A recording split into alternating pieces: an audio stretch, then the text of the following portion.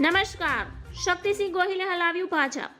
લોકસભાની ચૂંટણી પહેલા ગુજરાત કોંગ્રેસમાં ભરતી મેળો શરૂ થયો છે. ચૂંટણી પહેલા આમ આદમી પાર્ટી, સપા, એનસીપી અને ભાજપની વિદ્યાર્થી પાંખ એબીવીપીના કાર્યક્રમો કોંગ્રેસમાં જોડાયા છે.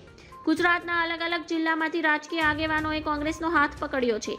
શક્તિસિંહ ગોહિલે દાવો કર્યો છે કે કોંગ્રેસમાં હજી 62 લોકો જોડાશે. સાથે જ ભાજપ પર પ્રહાર કરતા કહ્યું કે સત્તા પડાવી લેવા માટે નહીં, લોકોના હિતમાં કામ કરવાના પ્રયત્નો થઈ રહ્યા છે, જેને સારો પ્રતિસાદ મળી રહ્યો છે.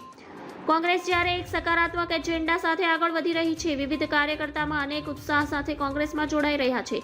કોંગ્રેસમાં અખિલ ભારતીય પરિષદના સભ્ય કુલદીપસિંહ સુરી કોંગ્રેસમાં જોડાયા છે. અન્ય પક્ષના લોકો પણ આજ કોંગ્રેસમાં જોડાયા છે. ગુજરાતમાં પ્રજાના પૈસા ભ્રષ્ટાચારમાં વપરાઈ રહ્યા છે. ગુજરાતમાં નકલી સરકારી ઓફિસ, બ્રિજ કૌભાંડ, પેપર કૌભાંડમાં પૈસા વપરાઈ રહ્યા છે. જે કંપનીને બ્લેકલિસ્ટ કરી હોય તેને નવો બ્રિજ કોન્ટ્રાક્ટ આપવામાં આવશે. ધન્યવાદ. જય હિન્દ.